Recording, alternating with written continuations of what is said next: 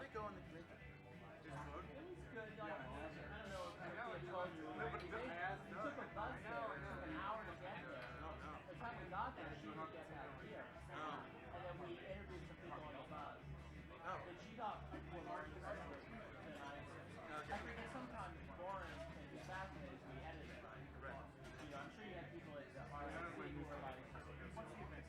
So you didn't get into the hall? We didn't.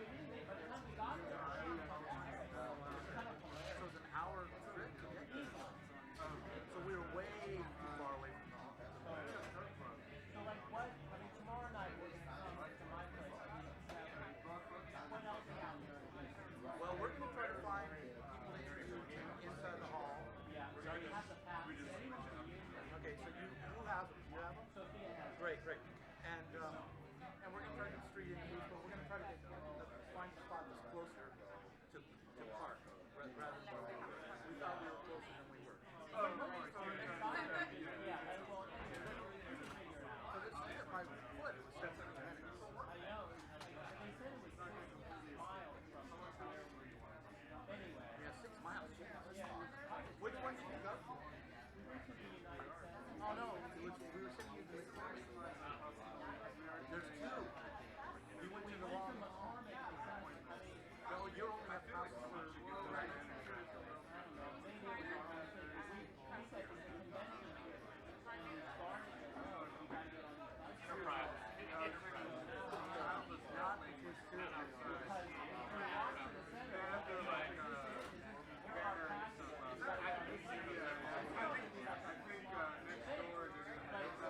okay, well, we'll talk about it after. Yeah, so, okay, well, that makes sense. Okay.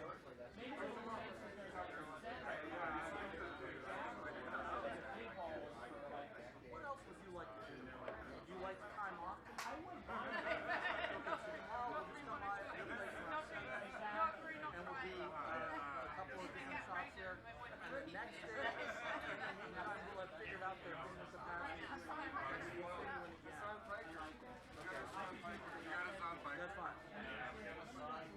I got you this.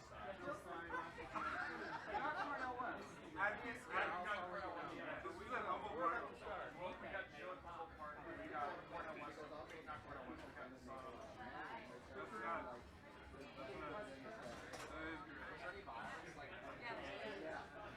There was like confrontations that we like recorded with some like Zionist guys. I'm going to sit there. Do you want me in the middle or here? Or? Wherever you want. I'm excited. Then there was like a bunch of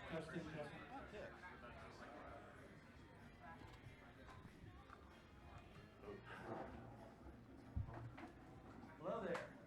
Thank you for turning up for Empty America. How we got here. This is a Sublation Media event. We're here in town making a documentary film about the DNC, about the convention. We went to the RNC in Milwaukee, and we're trying to capture this historic election, historic moment in America. And today you'll be privy to a conversation. Well, my name's Douglas Lain, by the way. I'm the Sublation Media guy. And you're going to be hearing from Benjamin Studebaker, author of The Chronic Crisis of American Democracy, The Way It's Shut. Cutrone, author of The Death of the Millennial Left and Marxism in Politics. And David Shields, author of Reality Hunger, and his new book with Sublation Media is called How We Got Here, which is why the subtitle of Empty America is How We Got Here. So I just thought I'd start. So I'm going to ask the three of you the same questions that we've been asking people inside the convention, on the streets, which is this: are we suffering from a crisis of American democracy? And Benjamin Studebaker, you can go first. All right. Well, I'd say there is a crisis, but not an acute crisis. There's no immediate danger of the regime collapsing, of the system going away, of elections no longer mattering, of Trump establishing himself as a dictator, or the military taking over the state. I don't think there's any danger of anything like that. but there is a chronic legitimacy crisis. There is a loss of belief in the system, in its capacity to meet people's needs, to even respond to people's wants, even people's wants that don't make sense. Increasingly, the system doesn't respond even to badly thought out, ill-conceived wants. It has a crisis of capacity that people are becoming more and more conscious of. There is, I think, on the one hand, still some people who are in a kind of hope narrative. Most of these people this cycle in the Republican Party related to Trump, imagining that Trump can come in and fix the administrative state and get rid of the bureaucrats. These people are living in la-la land. Trump has demonstrated that he is not able to manage bureaucrats at all. Anybody can look at the previous administration and see that. But these guys have this narrative that Trump is somehow going to have learned a bunch of things and will be able to do all kinds of stuff he previously couldn't do. Then you've got the fear narrative in the Democratic Party, which is a fear that the enemy's hope is well-founded, a fear that the Republicans actually know how to do what they are trying to do and will be able to get what they want. But I think more and more people are coming to the realization that both of the hope and fear narratives are kind of bullshit, and that really nothing very much is going to happen no matter who wins. Things are just going to continue getting a little bit worse, just a little bit worse year after year as capital mobility intensifies, rich people get richer, and poor people become less organized, less capable of fighting back, and more easily crushed. That's a good. All right, Chris Cutrone, I'm going to ask you that same question. Same question. Is American democracy in crisis, and if so, how so? All right, so I would say that the crisis that we're experiencing is not a crisis of democracy per se, but it is a crisis of the two political parties. It's a crisis of capitalist politics in terms of the established competition of the two parties.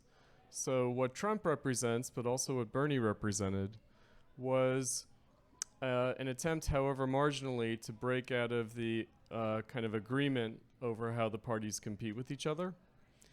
And I think that crisis of both parties is still ongoing. And I think that the threat that Trump represents, it's a curious phenomenon in terms of the popular discourse. The parties want to involve the general public in their own sort of discourse. In other words, their own way of thinking about things, their own self-understanding in terms of how they think they appeal to the electorate and how they market themselves, that we're supposed to sort of join the kind of inside baseball aspect of their own conception of things, and that gives it a kind of overheated quality. So if you imagine like a corporate marketing meeting where they're arguing, debating over like the next big slogan that's going to turn the company around, and how passionate people would be about that in that kind of a debate, and because of the nature of what we're dealing with, political parties, they've kind of invited the public to be part of that debate, even though for the general public, the stakes and the terms are actually not proportionate to the substance. So I think there is a slight change that both Bernie and Trump represented in terms of trying to reach new voters. So both Bernie with the Democratic Party and Trump with the Republican Party were saying, actually, we should try to compete for voters that we ordinarily do not try to compete for. The opportunity for that was the crisis in both policy and ideological justification for the policy. Right, so I call it the crisis of neoliberalism, just for shorthand. But if you think about it in terms of the party where it most radically manifested up till now, the Republican Party, there's some kind of historical justice in the fact that the Republican Party that ushered in neoliberalism is also the first party to experience the crisis of neoliberalism. So the Reagan Party, the Reagan Coalition, the Reagan Revolution, the new kind of Republican the right wing that came out of the 60s and 70s, that exactly what Reagan established is what's unraveling, and it unraveled with the war on terror under George W. Bush, and it also unraveled with respect to the Great Recession, and that Trump is trying to take advantage of that unraveling, or at least loosening of that Reagan Revolution, Reagan coalition. That's the old Republican Party that he has overthrown, essentially. At least to some degree. Again, the specific way in which neoconservatism, neoliberalism, the Christian right negotiated their agreement to operate within the Republican Party, because we should always keep in mind that the neoconservatives, the neoliberals, and the Christian right hate each other. They hate each other. Say again. Which people hate each other? The neocons, the neoliberals, and the Christian right. They all hate each other. I think it came out under George W. Bush. Wasn't there a Karl Rove kind of leaked comment about how the Christian right are rubes that they only need for electoral purposes? Yeah. So I would say that, again, if you think back to 2016, the party establishment in both parties during the primaries accused Bernie and Trump of not being legitimate challengers because they were reaching for non-traditional Republican and non-traditional Democrat voters. They were winning primaries on the basis of independent voters, and that was seen as casting some doubt as to whether they represented a legitimate bid for leadership in the respective parties. So I think that that's a proportional sense, kind of demystified sense of what's going on. And again, the public is invited into the kind of heated sort of inside baseball, Monday night quarterbacking, passionate argument, fantasy football, favorite players, right? But indeed, in reality, it doesn't represent quite that much. What do you call it? Cashnet? Cashnet? No. You said like Passionate. Oh, Passionate. I thought it was Sorry. some new betting site. Right, exactly. Right. Anyway. All right, so now, David Shields, I'm going to ask you the same question but with a little bit of a twist. Oh no. I So, have my answer all prepared. all right, the twist will be easy for you. So the question again is there a crisis in American democracy? But I'm going to add, and does that crisis have something to do with how we understand the truth, or what counts as news, or how we're informed by writers and journalists? Wow, you anticipated my answer so well, so thank you. Yeah. But anyway, it's good to be here, and these guys are much more trained in political theory than I am. Their answers seem to be really interesting and pretty persuasive, but I want to talk about Taylor Swift, which is, I don't know, I was just sort of glancing at the web before coming over here, and to me it's just, this stuff is really interesting. On the one hand, I'm sure you've heard there are rumors that Taylor Swift and or Beyonce is going to be at the DNC either live or remotely. I mean, these crucial political thinkers of Charlie XCX, Taylor Swift, and Beyonce are going to endorse Obama. It sounds like Biden. Are going to endorse Kamala, and that's weirdly crucial to the whole branding and rebranding of Kamala as this cool chick, and that is bogus in its own way, but interesting. It's just the way American culture works, for lack of a better word. And something like George Clooney's op-ed, which Obama got Clooney to write, saying that he saw Biden at a Hollywood fundraiser and was dismayed by how incoherent Biden was, and that was a crucial thing, which interestingly Obama did behind the scenes, getting Clooney to write it. And George Clooney said, "You're not competent, so therefore you must resign." I mean, it really is democracy by Hollywood royalty. It's just deeply ingrained in the American character. So anyway, this afternoon or this evening, I was just glancing at the web, and it is kind of brilliant malevolence and really interesting. On some level, just superficial nonsense, the inside baseball stuff that these guys are talking about. But on the other hand, it speaks deeply to a crisis of knowledge, epistemology, skepticism, things I'm really interested in, which is, I don't know if you heard or if everybody already knows it, but Trump released an AI clip. You guys have probably already seen it. I couldn't bring myself to actually click on it. I would go nuts. But anyway, there's a clip. I don't know if you guys can tell me, but there's a clip where Trump introduces an AI image of Taylor Swift supposedly endorsing him. You guys can fill me in on it. No, go ahead. Do I have it about right? And to me, that allegory is everything, which is on the one hand, the left, so-called, the Democrats, it's really crucial to them that they get those crucial political pundits, Charlie XCX, Beyonce, and Taylor Swift. On the other hand, that Trump, I do think, knew that Taylor Swift was about to endorse Harris maybe tonight or tomorrow. And so fascinatingly, with I think a certain political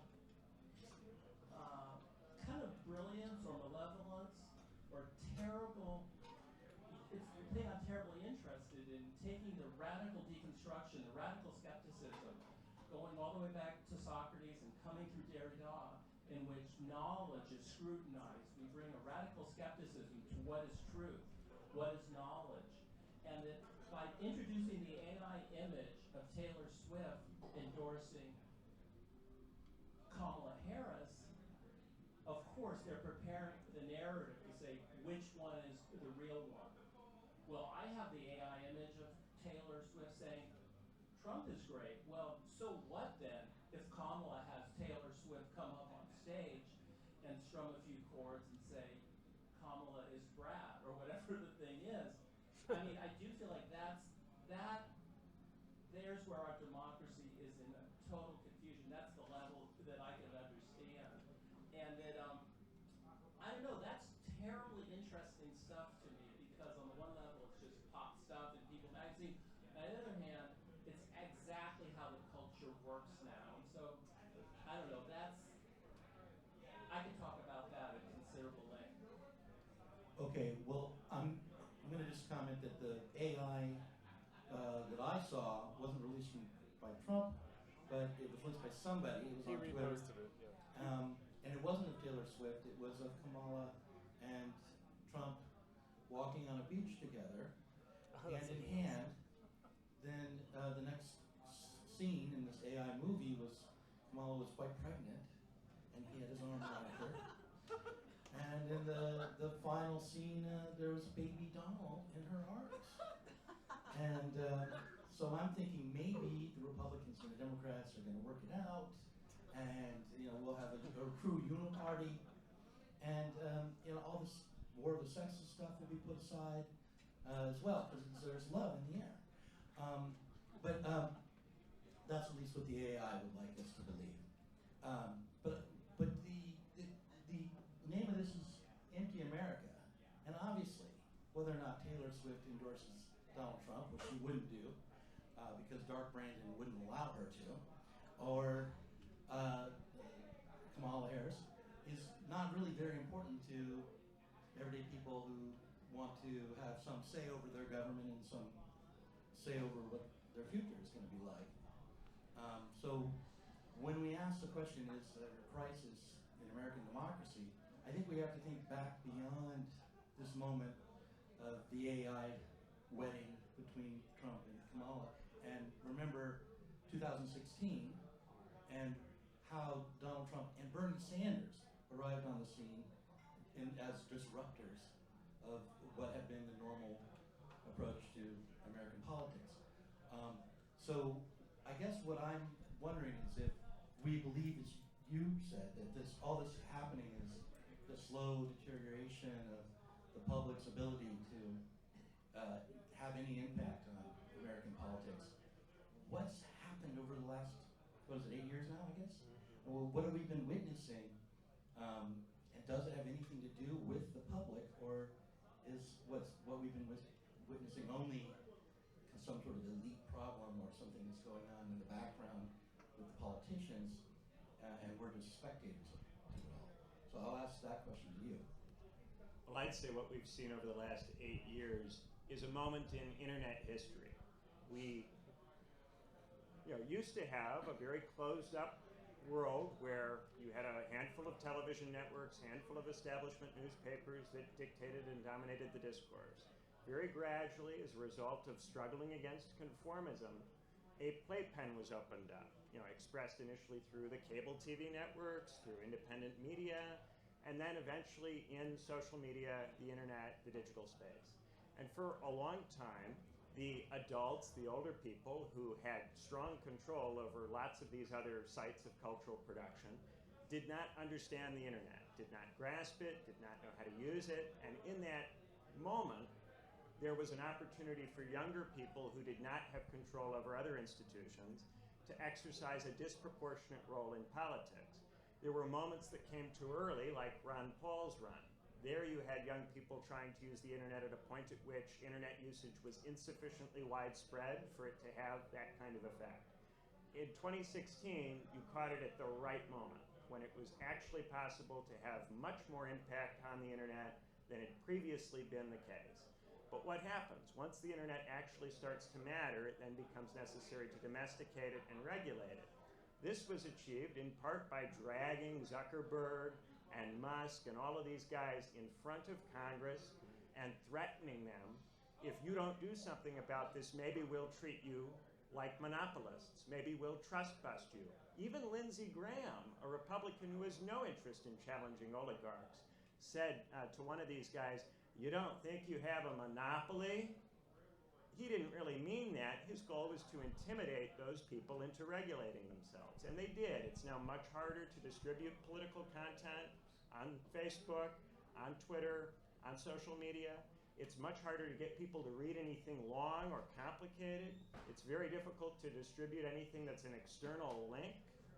And what has replaced the forms that we used to use that were long form, that were written, that we millennials became amazing at? TikTok, Instagram, the short form video that the Zoomers use that we are not good at using, that we don't know how to use. And the quality of what is distributed on TikTok and Instagram is totally inferior to the stuff that we were doing 5, 10 years ago. But unfortunately, because of the way the algorithms have been engineered, there will now only be more garbage, and it will just spew more and more garbage. And to do anything else will be uncompetitive, and only a very small audience will actually see it. And this small audience is invited to talk amongst itself and to become weird and different and to have a fun little intellectual bubble. And that's what we are increasingly invited to do, to talk to the small number of people who are still able to have this kind of conversation in long form through our increasingly outmoded millennial means. But what is going on now is that these people who used to be independent internet people have now been reabsorbed into the establishment. So they work for Harris, they work for the Republican Party, and they're now using their very considerable internet meme magic skills to serve this establishment. So they're concocting all kinds of memes that have incredibly superficial establishment use. And that increasingly is our whole internet. It's all you're invited to see. At this point, Twitter is owned by an oligarch who explicitly uses the algorithm to push stuff that he likes and fills your feed up with all kinds of racist crap. And in the meantime, you've got Zuckerberg, who has the attitude that Facebook shouldn't be about politics. You should only see pictures of your family and friends. That increasingly is the choice. You can have this depoliticized Facebook, or you can have this extremely vulgar, extremely barbaric Twitter, and those are your two options. Increasingly, that's how the whole internet will be as it becomes ever more dominated by the oligarchic class. So, Chris, what do you think about our AI future? And do you agree that with Ben that what's happened has to do with communication technology and the way that the state and the corporations are managing the population? And what did happen in 2016? All right, so I think, I guess I will dissent from the idea that either a kind of long simmering postmodernism, going back to Socrates, or a changing, like, media landscape, basically, are really responsible, because I think that many candidates in many countries have made attempts to utilize the internet more or less successfully. I don't think Trump's success is really based on that. What countries, Chris, do you come to mind for you? Well, if you think about like the far right, as a phenomenon, for instance, let's say in European politics, right? So, like, or Brexit, like Nigel Farage, so maybe that's a clearer example of like, have they really been able to capitalize on Brexit? Not really, right?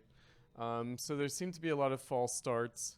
There are people in the Trump campaign in 2020 at least, and now again in 2024, who do think that like the internet is the key to the whole puzzle. But I actually don't think that that's the case. I don't think that the electoral dynamics are really all that affected by it. I think instead, what you're talking about in terms of garbage and in terms of warping, I think a small group of people are being warped by a lot of garbage. And that tends to be this group of people, right? Wait, these guys are warped by garbage? The petite bourgeois. Because they're younger, or what? No. I would say maybe us. So I will do I will do inclusive, the royal we, but us, maybe the audience too. I'm not gonna, put it on anyone else, but definitely, we are susceptible, meaning intellectuals, I think, are susceptible to mistake image for reality. Right, because that's our world. Like, in other words, we traffic in symbols, we traffic in language, we traffic in images, and so we give an exaggerated importance to such things. Well, do you think we're better at reading against it? I mean, again, without... Not necessarily. Not necessarily. I don't know. From the art world, I know. Are artists the most conscious of art? Not necessarily. Good point. I mean, I didn't mean to interrupt you. Right, go ahead. I was just going to do my thing, which interests me a lot. The assassination attempt of Trump, when was that? A month ago, approximately. Mm-hmm. And,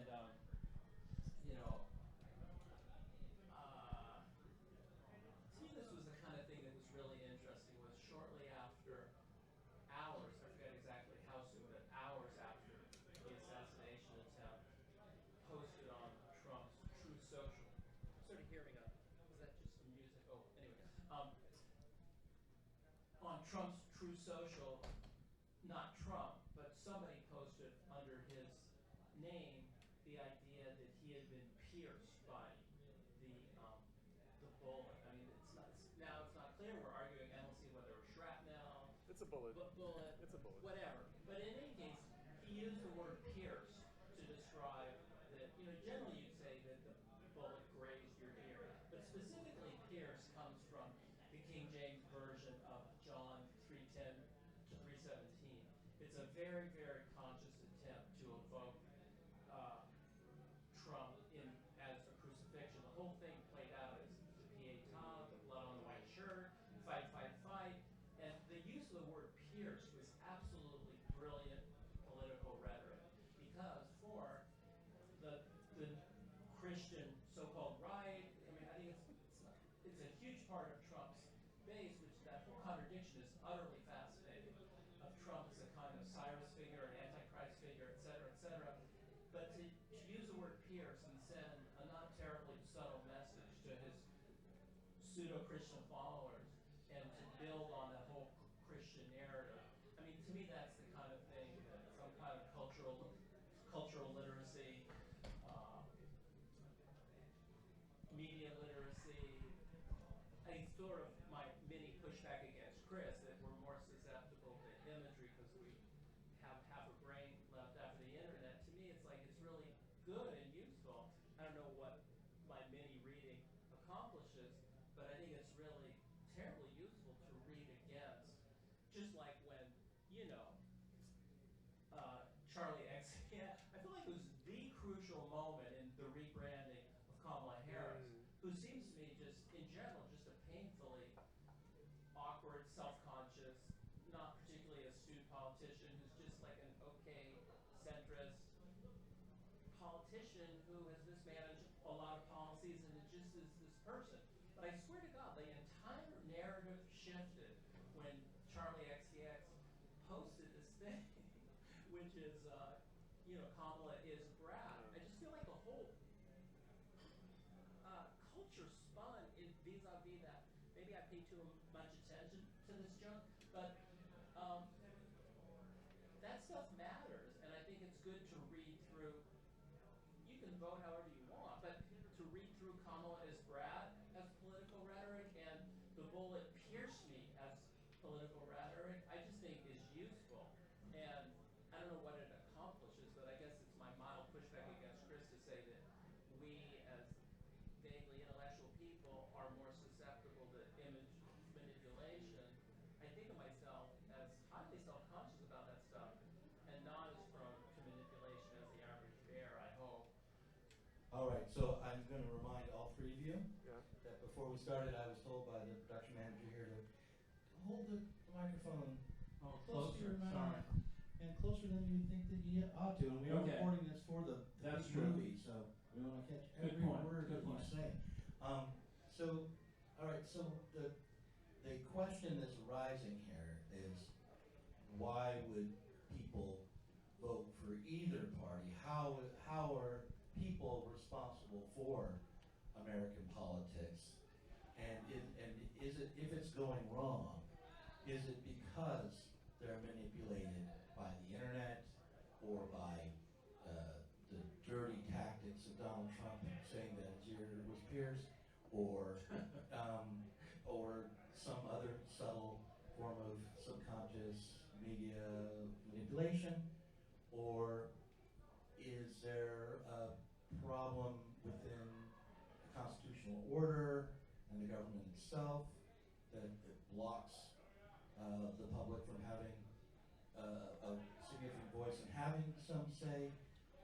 Are people checked out? I mean, well, Chris and I are slackers, Gen Xers, and I remember in the 90s, in the movie Slacker, there was a whole scene about how there's like a bunch of college kids sitting around saying, only about 40% of the public votes, and when someone says he wins and he has a mandate, it just means like of that 40%, maybe 30% voted for him, or 25%, or something like that.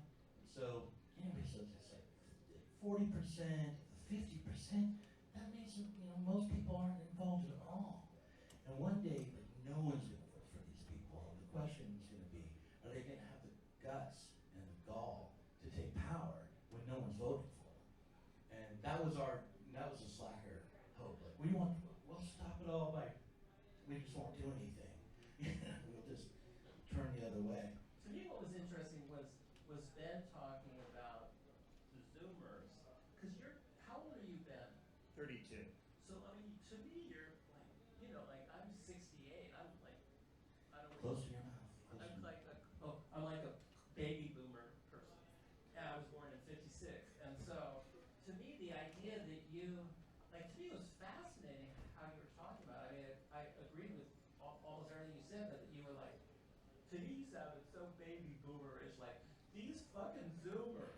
It was like, to me, that, because I think part of the film is going to be about generational warfare, generational conflict. Mm-hmm. And I probably have attitudes that maybe are somewhat characteristic of baby boom. But to me, Ben, I would love to hear you talk about those distinctions, that you're 32, and the Zoomers, I think, like our friend Wyatt, who's going to join us later, in the film, that he's 25, and that's actually a legitimate cultural difference. And that, to me, what's interesting, Ben, is that you, as someone who's 32, looks askance at the gruesome meme maneuvers, whereas you were producing virtually platonic discourse because you're 7 years older. Like I'm sort of teasing you, but I sort of want you to take me through that generational difference, because to me, like, my daughter's 31, and she always starting to feel old too. And so take me through that, because that was shocking to me that you could see such a difference and that you viewed it through such a dark lens. So how is a 32-year-old's discourse that much different from a 25-year-old? Yeah. So in terms of what I think the core problem is, I should emphasize, I don't think that it's the discourse, I think it's capital mobility. I think it's that the modern state, the territorial state, is not able to govern highly mobile capital flows.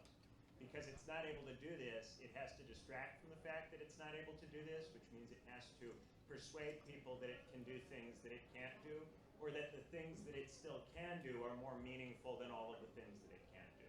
And this produces this frothing cultural sewage that sits on top of an economy which gets ever worse over time.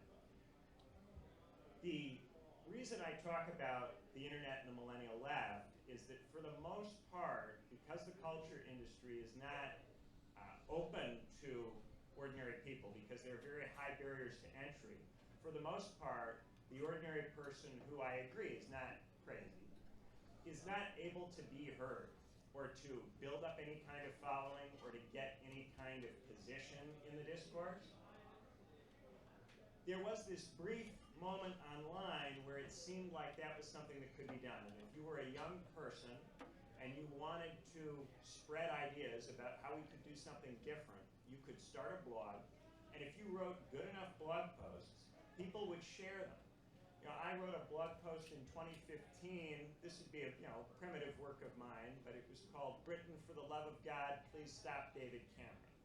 It was just a blog post about austerity in the UK and what it was doing to the country and what would happen to the UK if David Cameron won that election, which he did. And that blog post just happened to get really popular, and it was viewed 900,000 times. And this was a couple thousand word long piece, right? On just my personal blog, just a WordPress blog. This is something that just does not occur anymore. No matter how well you write a 2,000 word piece, you will not get it viewed almost 1 million times. And even if I write a piece for a magazine, for a real publication, like Sublation, like Current Affairs, or Jacobin, or New Republic, or Compact, or whomever, I will never get that kind of reach for anything I write, no matter how good it is. It's not possible. The people who can get that kind of reach for their stuff are making videos. And videos are very different from long-form written content in terms of the quality and sophistication of what you can do, what you can say, the quality of conversation that can be had around it. That's not to say that this is the reason that we are in the toilet. The reason we are in the toilet is that ever since World War II, we have been gradually opening the flows of capital, giving mobile capital more and more leverage over workers who are stuck in particular places and territorial states that are confined to particular territory. The power disparity has been moving against us continuously through the GATT trade rounds, through the WTO, through the collapse of the Soviet bloc and the integration of those states into global capitalism. However, the internet is an important factor because it produced this appearance of it being possible for us to resist this through American democracy, an appearance that was a mirage and has to be grasped as a mirage so we can move on from the delusion that we can post our way to victory.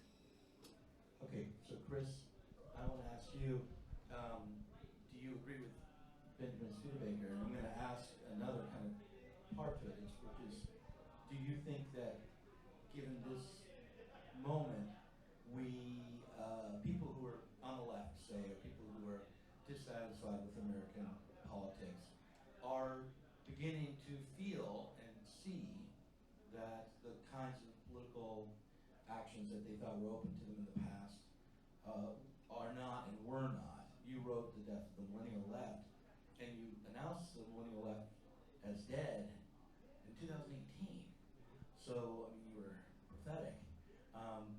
But do you think that there may be an opportunity in this moment where things seem, as Benjamin Studebaker here would say, shut to us?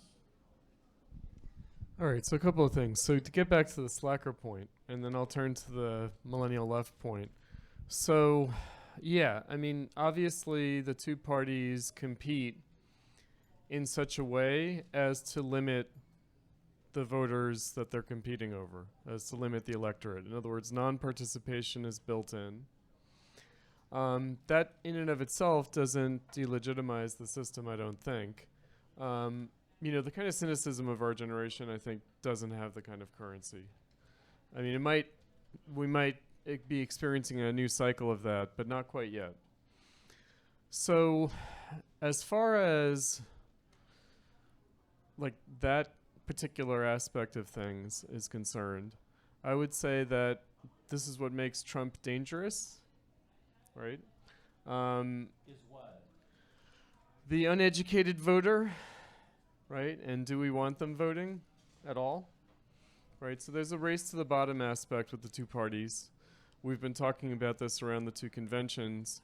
Those of us involved in the film documentary project, which is that the two parties are both trying to simultaneously mobilize their base and depress the other party's electorate.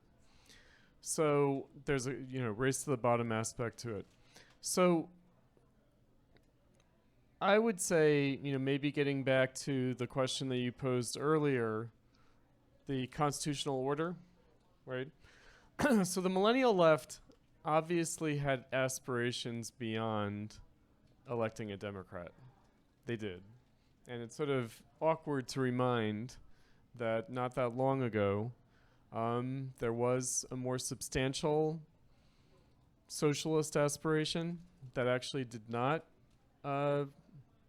mean what Bernie Sanders was offering in 2015, 2016. So prior to the Bernie campaign, there was, in the millennial left moment, coming out of things like the war on terror and the Great Recession, there was a greater aspiration there. And in comparison to our generation, I do think that the millennial left was more substantial, both in terms of numbers and in terms of what they were willing to consider, and finally in terms of their aspiration. I think that our generation simply lacked the aspiration that the millennials allowed themselves to have for a brief moment. So when I said the millennial left was dead, what I meant was they gave up that aspiration in favor of let's try to move the Democratic Party to the left through the Bernie candidacy. Because I think that, I myself thought there's no particular reason why Bernie couldn't be president. There's no particular reason why he couldn't, in principle, be the Democratic Party nominee, except of course the Democratic Party was never going to allow that. And so we should just remember that the Democrats were successful at squashing Bernie in a way that the Republicans failed to squash Trump. And that's what we're really dealing with the aftermath of. So the constitutional order, that's a sort of fallback position. Because I remember our generation, the left coming out of the 60s, increasingly as we moved further and further away from the 60s, more and more the excuse was, well, there's something about the constitutional order that prevents real change from happening, right?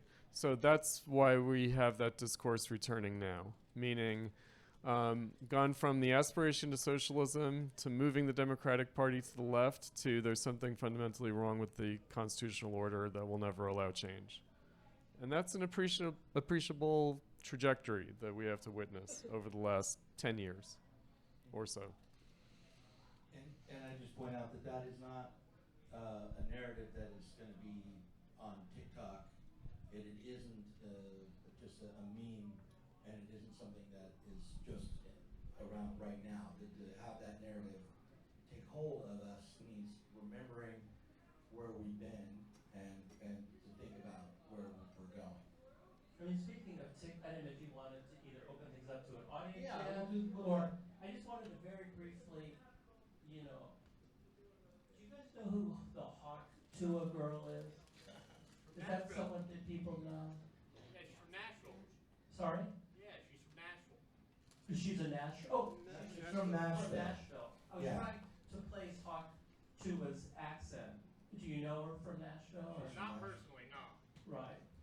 Anyway, she fascinates me. I guess she fascinates everyone. She suddenly has 2 million followers. She fascinated Bill Maher recently. Yeah, go ahead. Oh, was she on Mars? Yeah. Whoa. But to me, it's again, maybe I'm just the spokesman for junk culture here today because I just, not trained in political theory the way that these guys are, and I try to read the culture little pop phenomenon that she threw out the ball at the Mets game recently, and people were saying, oh, this is, how could Hawk to a girl, but it's like, to me, it's interesting what breaks through. Like, and I think there's a book I'm publishing with Doug, a second book called A Christian Existentialist and a Psychoanalytic Atheist Walk into a Trump rally, where my friend, who's a Christian existentialist, and I, psychoanalytic atheist, try to just understand the appeal of Trump. It doesn't come out of nowhere. These guys have, interesting readings of him as, in terms of capitalism and stuff like that, but I'm really interested in him as an insult comic, as a WWE performer, and there's something, like, I've watched the video a few times of her. What is it in her? It goes a little bit to a wonderful book of Todd McGowan's called Enjoyment, Right and Left, which Doug published a year or two ago. I just love this book, and it's an analysis of how sometimes the left can feel like a kind of scolding librarian, and the right under Trump, feels they know how to lean into enjoyment, politics as pleasure, as, and I think part of what, this guy is interviewing her and her friend. Like, how many people have seen the video? Some? No one's copied, they haven't watched it. And so, he's sort of trying to ask them salacious questions. How did you get over a boyfriend? Then he asked them, what do you do in bed to make a man go crazy? And she talks in this very salacious way about oral sex. And so She said, "Hawk Tua." Yeah, That's what she said. That's why she's a Hawk Tua. then she spits on the man's dick. And Right, yeah. so, like, as if this is some, like, brand new sexual technique. People have been doing this since, the first human crawled out of the cave. But so somehow there isn't anything about the information per se that is that transgressive. But in the context of the interview, her friend seems rather tongue-tied and a little, I don't know, shy, trying not to say the right thing. And she just leans into the enjoyment of the moment. She's just having fun with the interviewer. And she's, a little bit transgressing the norm, and she makes him laugh. He's black. They're two Southern girls, and there's an interesting sexual, racial dynamic going on in which they're trying to say the right thing. But the Hawk Tua girl just breaks through that. And it's very WWE, it's very Trump. And I don't know what my larger point is, other than I do feel like during the election, when Biden was still absurdly campaigning, there was no Hawk Tua element to it at all. He was just, it was just like he was in the Lincoln-Douglas debates, but without Lincoln's rhetoric or Douglas's stature. Like, he hadn't heard of the internet. I mean, it was unbelievable, the people who were advising him. He would almost invariably say the wrong thing with almost comic predictability. And I think it goes to Ben's point of, like, the people, these millennials or Zoomers who are advising Kamala, who's in her late 50s. She doesn't know this stuff, but that they get how Kamala is bred. She knows everything. That Charlie XCX's green has replaced the Barbie pink. This is weirdly how the culture works. So anyway, I don't know what I'm doing other than I just want to say hot to it in public, and then basically it just is interesting. Like, who had ever heard of this girl before, and now she has 2 million followers on Instagram or something, kind of like how Ben posted a blog, whatever, 10 years ago and had 900,000 followers, and he was sort of, understandably bemoaning that we live in a completely visual culture now, and the blog post isn't going to get those interests. And I think a lot of the election comes down to understanding, you might say it, and Todd McGowan is very good on this in Enjoyment, Right and Left, is like, who owns the Hawk to a moment, you might say. I was thinking of writing this op-ed about it. Probably many people have probably beaten me to it, but you can't be the tongue-tied girl who is the Haktua's friend. You can't be Biden. You have to lean into the transgression, and you have to lean into the transgression with joy and sort of fuck you bravado. And I do think that is the way the culture works now, which for a long time Trump owned. I do feel like the Democratic Party is finally getting it ever so slightly. So after Chris, I want to ask a story, or tell you guys a story. Okay. Response to it, and then we'll open it up to the crowd. Okay. But go ahead, Chris. No, I was just going to say that, one thing that we shouldn't forget is, the sex stuff, I have to say, is a little bit dispiriting because I feel like, it doesn't take much for something to be sexually transgressive, does it? Like a blowjob is disgressive? No, like, but it's that's transgressive? what I'm saying. Yeah, like, People have been doing this since the beginning of right, time. but it's in the moment, right. her pleasure in being silly and the weird phrase Haktua. If she said, during oral sex, I like to spit on my boyfriend's penis, that's not interesting. But to say Haktua with a kind of, I don't know what. Sounds very prudish to me, actually. It really does. It really does. I don't know So, if you've seen the clip. right. Well, I have not, and I will dutifully do so. No, what about, let's not forget about Dark Brandon. Right? I never followed that. No, Dark Brandon's a real thing, meaning Biden's success, I think, has to do with the fact that he's the angry old white guy answer to the angry old white guy. Right? Like I think that Biden hung on in terms of campaigning because he really did believe, and it might prove to be true, that only he could beat Trump. Right? And because, wait for the debates. In other words, it's going to be another Hillary disaster. Absolutely not. So Absolutely. Kamala's not going to be able to handle Trump. Absolutely not.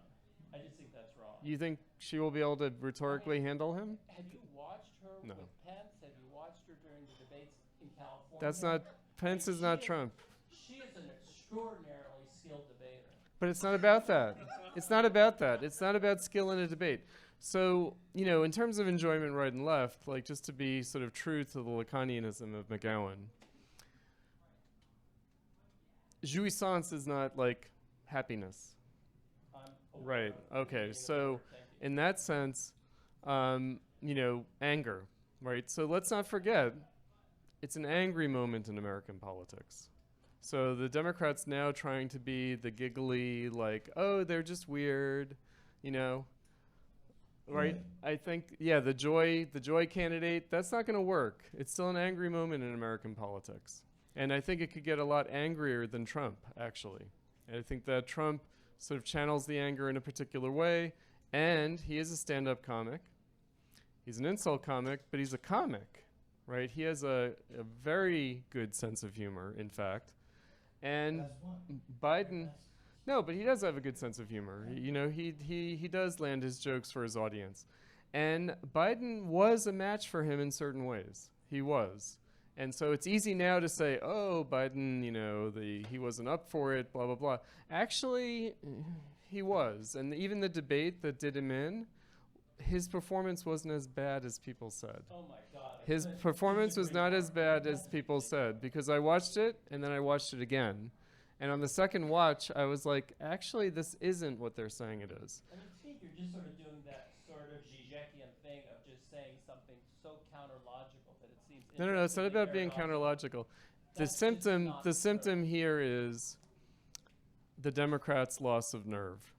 Oh, I couldn't disagree more. And Kamala definitely represents a loss of nerve. So I have a story. Go ahead. And I'll give, and then you'll have a chance to refute both Chris and me after I tell this story. Because here's my story, and this is what's been dominating my mind, and I've become somewhat one note about this.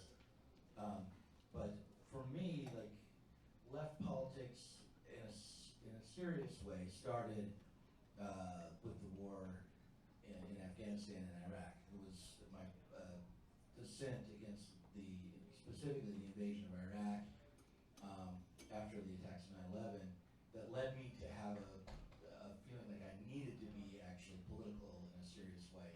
And one of the things that I was seriously in opposition to, 23 years ago, was the Patriot Act.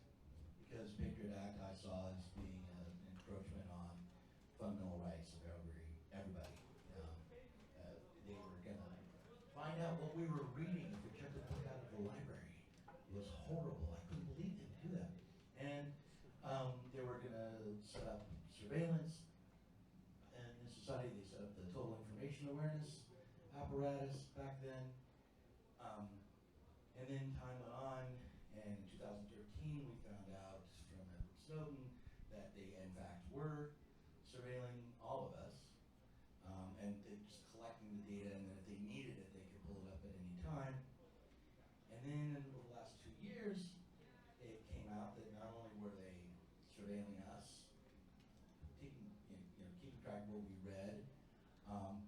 By the way, back to 2003, they were also like detaining people without due process, and taking them to Guantanamo Bay, keeping them off planes based on their ethnicity or where they were from.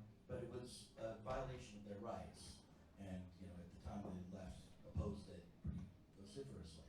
So, but now we've got to the point where that's happening to Americans who aren't from somewhere else. It's happening across the board, and they're also, we find out, setting up institutions, both in the nonprofit world and in the government, to censor what we say. So if you say the wrong thing, you're going to be suppressed algorithmically, or you'll be simply deleted. Your post will be deleted, could be kicked off the platform. It's not the worst thing, but there are some people who are also being arrested in prison for what they've said, say against the war in Ukraine. So I think of all that as a background for the reaction to Donald Trump, and specifically the way in which the intensification of surveillance and censorship and control emerged after Donald Trump, along with the Russiagate hoax, because there was no Russian collusion, we found out. So what I worry about is that there's a crisis in democracy. Trump isn't any answer to it, but he somehow triggered an intensification of control from maybe both parties and from the party that matters most, which is a permanent bureaucracy, the administrative state, the deep state, as Bill Moyers used to call it 10 years ago or more. So I wonder, am I paranoid? Am I losing my mind? Am I schizophrenic now? Or does that story make sense to you? Is it a way to understand this election? I'll let you go at me first, Benjamin. Well, I would say I think that it certainly has become more difficult to disseminate effectively dissenting views. That has certainly happened.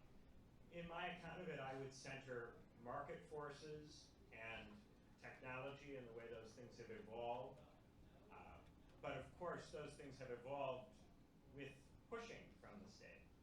The state hasn't necessarily directly regulated the internet, but it has encouraged the tech oligarchs to regulate it. And many of those tech oligarchs, for their own reasons, want to regulate it in various ways. I think that we are heading into a situation now where we're going to have a more closed-up discussion of the kind that we had before the playpen was blown open. So it's going to close up in the way that it closed up in the 50s with the Red Scare. The difference is that now we have much weaker and much fewer forms of social organization through which to hide. We don't have these enclaves, whether it's labor unions, whether it's the old 50s nuclear family, these other kinds of associations and groupings that we used to have, that people used to hang out in, that gave them somebody they could talk to, somebody that they could express how they were feeling to in these kinds of situations. And what we're seeing now is that we have more people that I call social unsociable types, reversing Kant's unsocial sociability, social unsocial types. People who want recognition, people who want to be loved, people who want to be seen, but people who aren't able to make the commitments and to pull weight in the way that's necessary for that stuff to work. And the reason for this, it's not because there's anything fundamentally wrong with people. It's that we are under so much stress. We have so little support. There are so few institutions, whether they come from the state or from society, that offer any kind of support to people, that we're putting more and more weight on interpersonal relationships, on romantic relationships, and all of these different organizations are all being economically starved. It's becoming extremely difficult to buy a house. It's becoming extremely difficult to pay for children. People in our generation are normalizing at scale, at mass, even among the upper middle class, the idea that if you have a kid, your kid just has to go into daycare by the time they're 1, 2, 3 years old, because both parents have to work full time. It used to be that we argued that we were going to give people a real choice. Regardless of your sex, regardless of your gender, you would have a real option about whether you'd stay home or whether you'd go to work. And that we would have men at home sometimes, and we would have women at work sometimes. That's not how it went. Instead, it's both people work full time, and now it's harder to get a house. You don't have a defined benefit pension. Healthcare costs a lot more. You're loaded up with debt for the privilege of this life, and you don't get to raise your own kid. That's what's changed. That's what's going on. Chris, did you want to take a jab at me for that story or correct it? I didn't get the point of the story, to be honest. Like, it was, No. This is the crisis of democracy is happening because of an intensification of control from the state. Is that the crisis of democracy? Not so much Trump or Kamala Harris, but a reaction from the state that's been unfolding since 2001. Right. So I think that I'm trying to remember who coined this phrase that what seemed to be a medium for greater participation and democratization has become instead an instrument of control, namely the internet. Right? And that's natural. So for some reason I was thinking about, okay, what can be monitored, what can't be monitored. So how many of you have had the uncanny experience of talking about something and then suddenly the advertisements in your feed change as a result of saying something, right? And so in other words, it's not only our internet communication per se that's being monitored, but the phones are listening to us 24/7, right? Right. Right? And, just to get a little bit Mel Gibson, right? A little bit conspiracy theory, because what'd you say, paranoid schizophrenic, right? Okay, so if you guys don't know that movie, I guess that's my okay boomer. That one was conspiracy theories, 90s. Yeah, no, It's 90s. And it's Julia Roberts, right? It's Mel Gibson and Julia Roberts, right? So sorry, these are ancient people that none of the young people know. crucial political pundit, Mel Gibson, yeah. At least he can make some good films. He did. He did. Go on. So the question is not, can we escape the surveillance state? Maybe we can't, right? Not in any meaningful way, right? Not in real life, right? It's not like IRL is like some answer to virtual, social media. But that might not matter. In other words, the question is, what are they monitoring for? Like, what's considered a threat? Now, we just came through the COVID crisis, and I think the COVID crisis crystallized things. And the fact that it happened under Trump, I think, was also consequential. Meaning, if the COVID crisis had not happened under Trump, probably a lot of what we're observing would have still been the case, but it sort of added an edge to it and an urgency to it. So, I would make the provocative statement, and I'll do this just to tweak you, David, which is, of course, it's the Democrats, most of all, who are responsible for the post-truth, post-fact situation. It's not Trump at all, meaning Russia collusion hoax, war on misinformation, disinformation, malinformation. This is all coming from the Democrats. And so the one comment by Kellyanne Conway, alternative facts, you can't hang world history on that one remark, right? Because all she meant by that was you can make an argument based on these facts or you can make an argument based on those facts. She wasn't disputing facts per se, and yet that was what it was taken up. Yet who has been lying to us shamelessly? Who has done what they've done? It's the Democrats. That can't be denied, and yet it seems like that's what we're supposed to deny. All right. Right. Yeah, I think, I mean, of course, I don't agree with any of that, but I think we should, I think, I've written a whole book explaining why that's wrong, but I think I'd be tempted to throw it open to the audience. Okay. Chris and I will continue our conversation over the next couple days. Right. We'll get Marshal plenty my of chance. arguments, I'll bring All right. All right. So I'm going to take this microphone down. Hopefully this will work. This is You another. guys want to ask a question? Come up here. Or comment, push back, anything. This is another throwback moment, Doug. You're going out into the studio audience. Yeah, I'm going out to Phil Donahue just died, and so Did he? doing Phil Donahue. Did Phil Donahue die? Just AI death. Oh, okay. Yeah. Come on down. That's another reference that no one knows.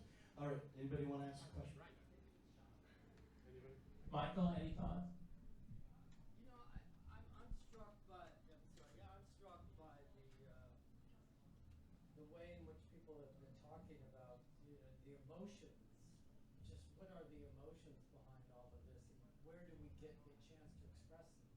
Whether they're visual, or whether they're words, or whether they're intercourse between each other. I appreciate being here and just having a human engagement conversation. That's a big plus for me, because I'm locked in my little world most of the time, writing or with others or friends and neighbors.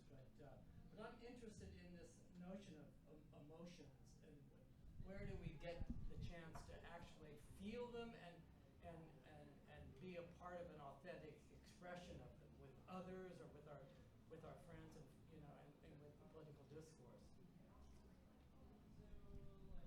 I mean, to me that's interesting what Michael said, because I was struck by how each of us is riding up here our own hobby horse. That, each of us has our own complaint, about,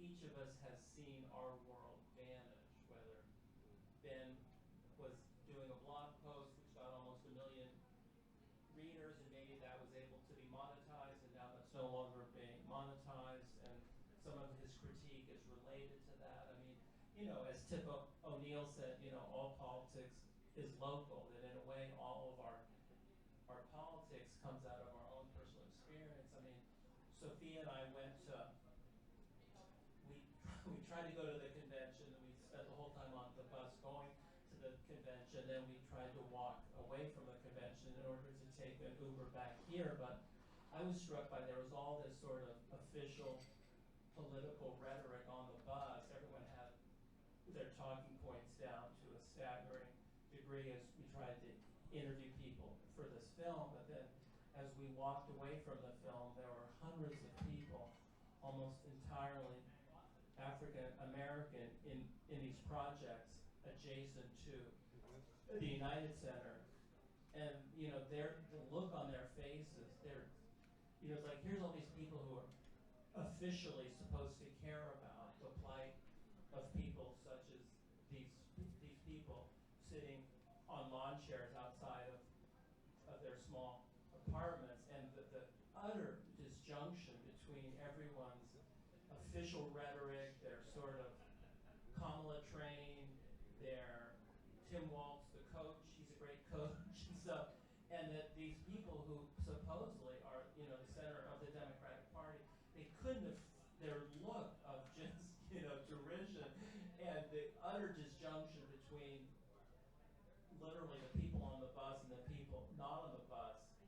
That's where feeling resides, and I just felt, just like my little narrative is, there was nothing on the bus that spoke to them, the people in lawn chairs on a hot summer night outside the projects. And also just the idea that each of us up here, and probably everyone out there, your politics is built from your own humble personal frustration. And I think part of Trump's genius is to take that, a lot of his politics was built from being the kind of pseudo muscle for his father's Queen's projects, where he had to go around and he would see the tremendous, friend of mine lived in those projects in the 60s and 70s, and there was tremendous racial resentment of certain apartments being held for black residents, and the idea of, sort of black crime.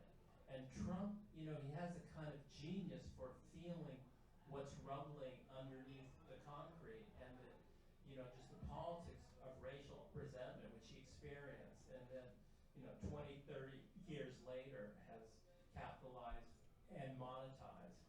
Anyway, I'm rambling, but I think to Michael's question of feeling, it's always the transformation of your political resentments, and you can either be oblivious to it, as to me the people on the bus struck me as being, or you can be brilliantly manipulative of it, as say Trump is or was. I think as he's gotten older, he's gotten less adroit at it, but he's terribly, terribly good at taking feeling and monetizing it as resentment. It's really kind of, it's very skillful. So I would say a little bit about emotion. First, just to clarify, I never monetize any of my stuff, ever. I have parent money that protects me from the market.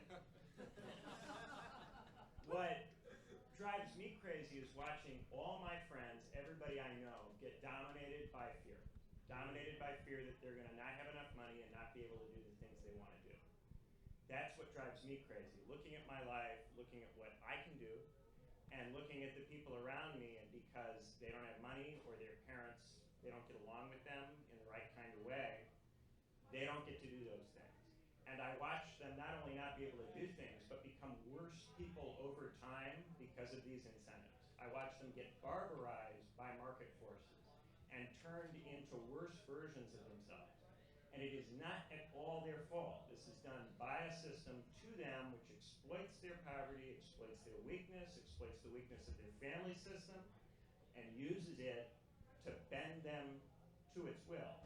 Ultimately, if you're a millennial and you do whatever the market says in terms of content creation, you turn into Vouch. Turn into who? Vouch. He's a streamer. Vouch is a YouTuber who makes incredibly bad content, some of the worst content that exists on the internet. I thought he was a Twitch streamer. And what is it? Tell me just briefly. It's extremely, extremely superficial, fake, dissident, really soft Democrat stuff. Really superficial and just extremely, extremely low level of sophistication. And he has 10 million followers. Oh, an incredible number of followers. Incredible in part because he seeks out conflict. He's always trying to blame and shame and cancel people and attack them personally because that's viral. And his entire personality is whatever the algorithm demands that it is. Yeah. All of his positions are whatever his fans demand that they are. He is a demagogue in the Platonic sense of he cares only about the opinions of people who have been barbarized like him, and therefore he is completely a slave of the system, totally. He's one of the least free people on planet Earth. Many, many people who live in very poor countries are freer than Vouch, even though they have much less materially than him because they don't make decisions based on fear of what a crowd will think or will say. So that's where a lot of my stuff comes from. In terms of emotion, for me the emotion right now, I think if you get out of the stupid false hope and you get out of the stupid fear of the other, where you get to is a place of despair. And there are two kinds of despair. The positive kind of despair that you can stay in and tarry with, that helps you to get rid of illusions and to look at your life with fresh eyes and to be able to say, okay, the stuff I was doing, it didn't work, it was a mistake, I wasted time, I wasted years, I blew through resources that could have been better spent. Now what can I do given what I've learned? And take seriously the lessons, right? Without coping, without seething, without trying to find a way to feel good about myself and who I am. To acknowledge that I may be a worse person now because of the mistakes I've made, and I may never be able to rectify that. I may always be worse because of the mistakes I made. And nevertheless, to take a hard look at what exists right now, what's possible now, and try to find a way forward. That's the positive despair.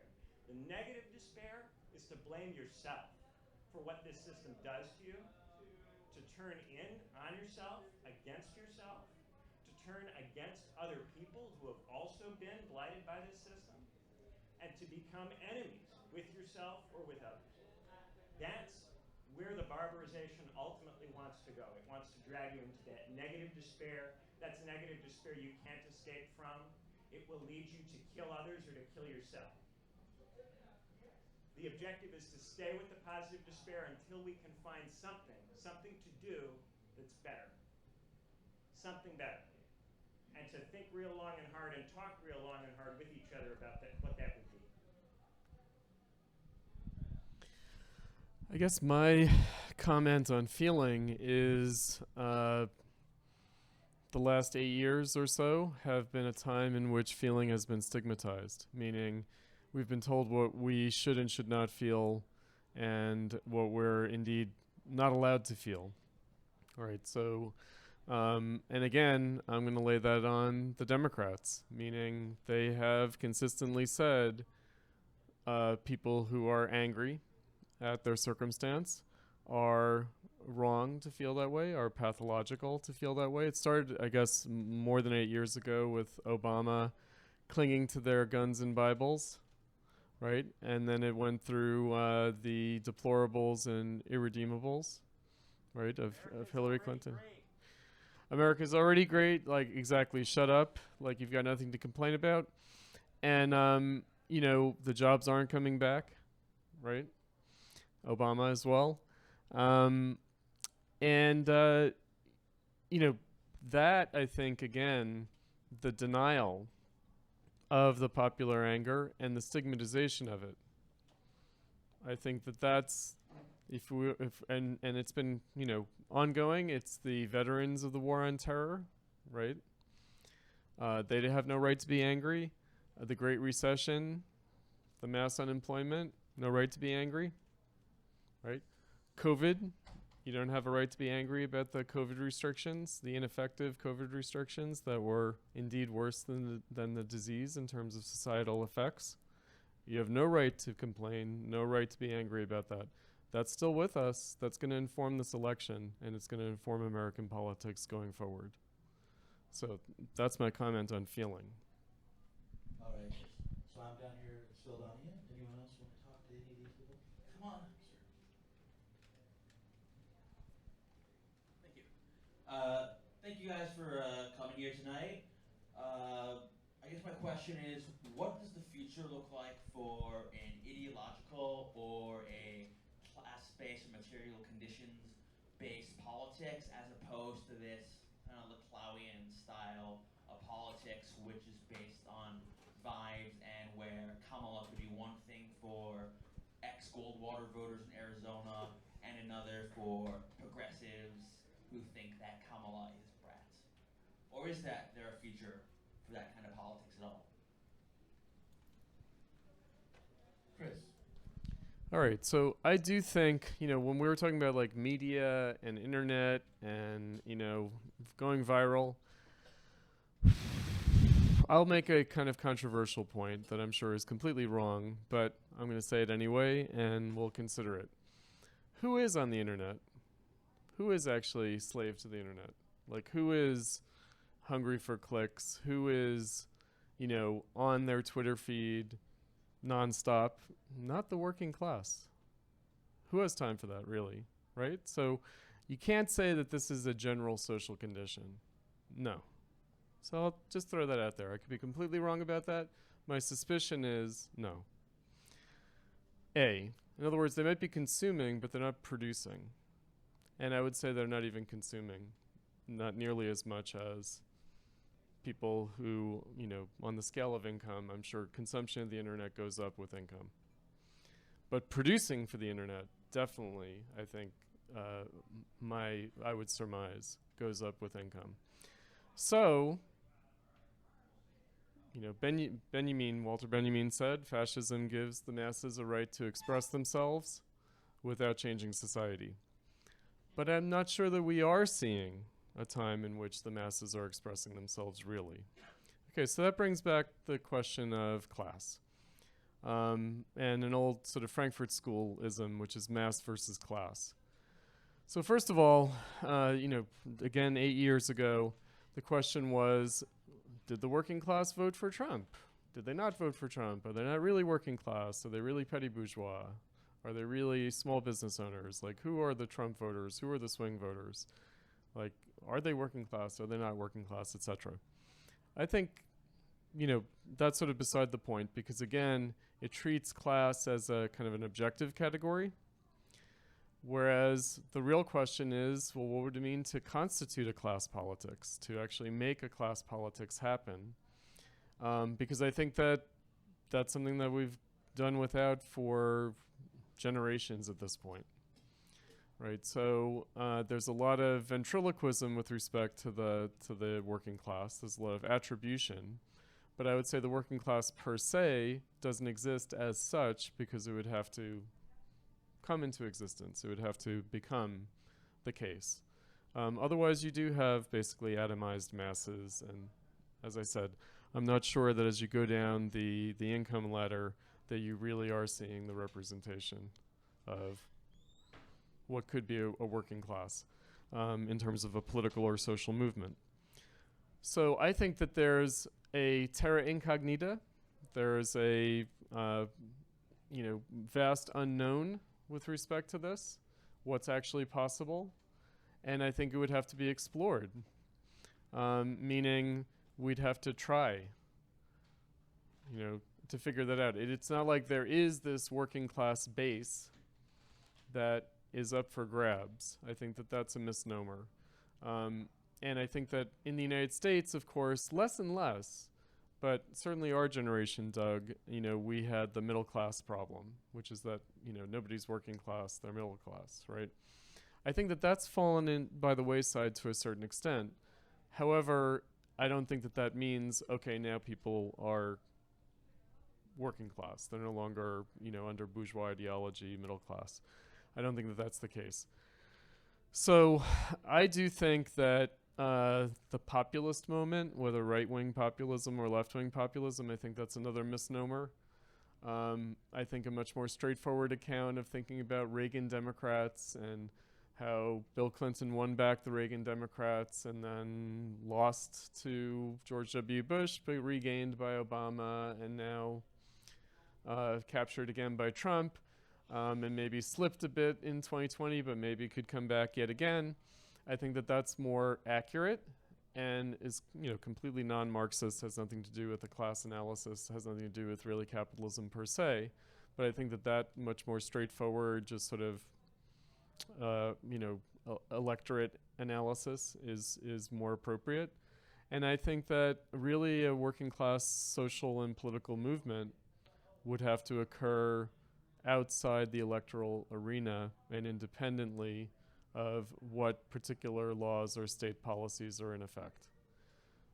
Because I think that, again, from my perspective, the aspirations of the millennial left were abandoned when that kind of hard work was given up in favor of a kind of a shortcut, namely electoralism.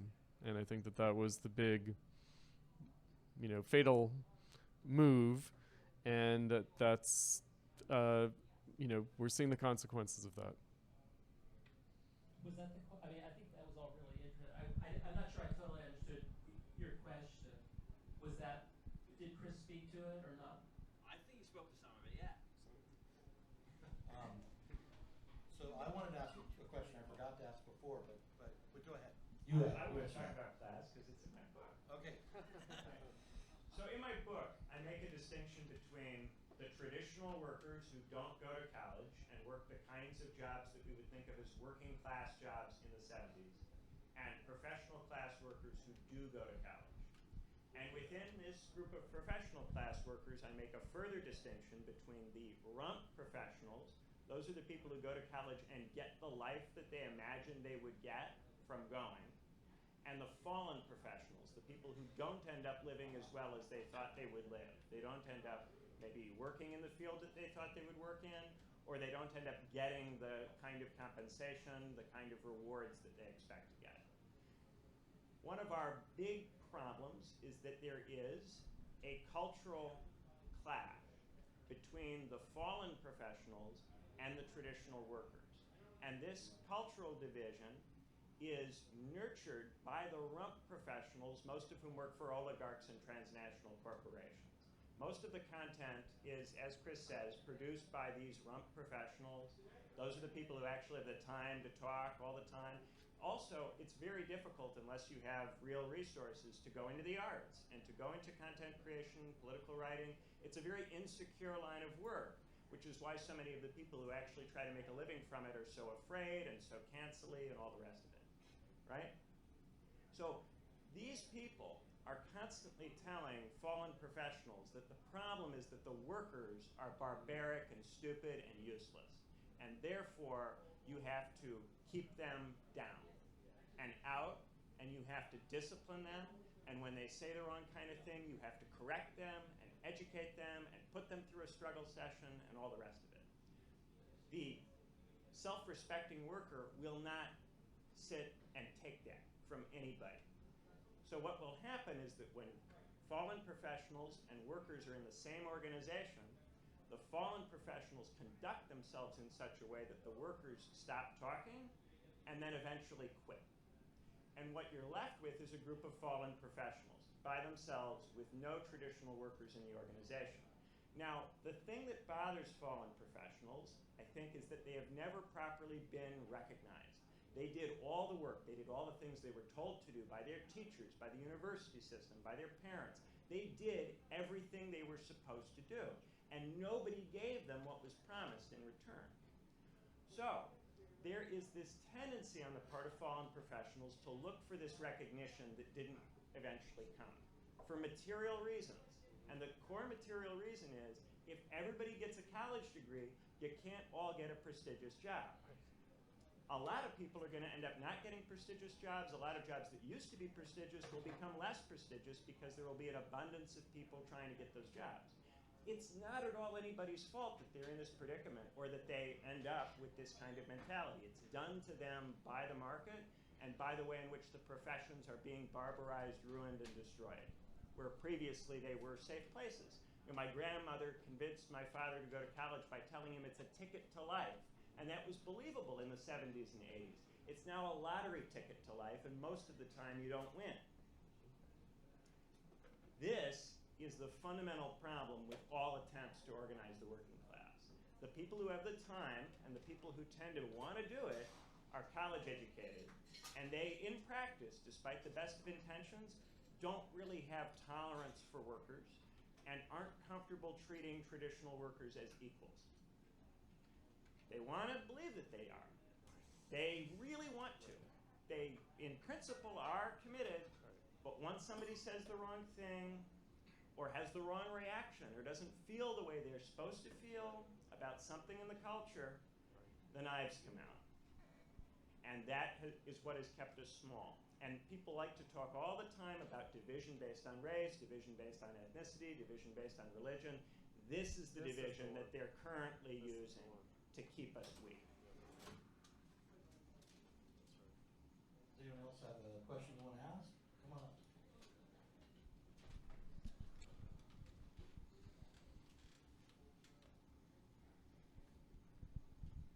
So, Benjamin, I think the way you talk about all this really relates to my life. I went to ISU and I didn't want to go. My parents kind of made me go. I didn't finish. I ended up dropping out, and now I work in the trades here in the city. And yeah, you describe it all so well. And like most of my friends are these fallen professionals. I look at myself as kind of in between, where like I object to a lot of what you're describing before. I've read your book.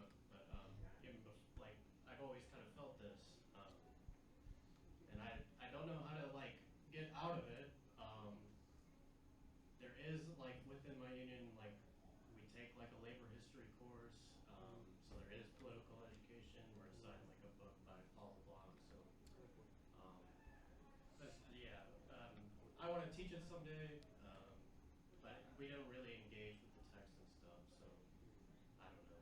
That's like just kind of something I want to do, and I try to think through this and like how I can avoid these pitfalls that you described. But also I wanted to ask about like capital mobility, because I work like in an office building in the Loop, and I think how it's like usually described as like factories and stuff picking up and moving, but like, I mean, the building I work in has, I don't know, 6 completely vacant floors. There's vacancies on every floor virtually, and so how does this kind of look going forward as it applies to maybe offices or stuff like that? And I guess that's it. A little bit rambling. Those are both great questions. I do think that probably any attempt to solve this problem would require, and I hate this because I hate to reify divisions, but I think that people who haven't been to college need a certain level of discursive protectionism. Organizations almost need a kind of bicameral structure, and people who haven't been to college should be the lower house. Everything should originate with them. And people who have been to college should be there to advise, perhaps, or to maybe recommend amendments. And if they're not willing to tolerate that, then they probably shouldn't be in the organization at this stage. That necessarily limits, to some degree, your ability to recruit, because a lot of the people who have time are college-educated professionals who join these organizations in part because they want to talk, they want recognition. But I think, unfortunately, you do have to forego some of the people it's easiest to recruit to be able to build the kind of organization that can actually take meaningful action in the long term and grow in a sustainable way. With regard to the second question, which was about, what was it about? Oh, it was about capital mobility. Capital mobility. Yes.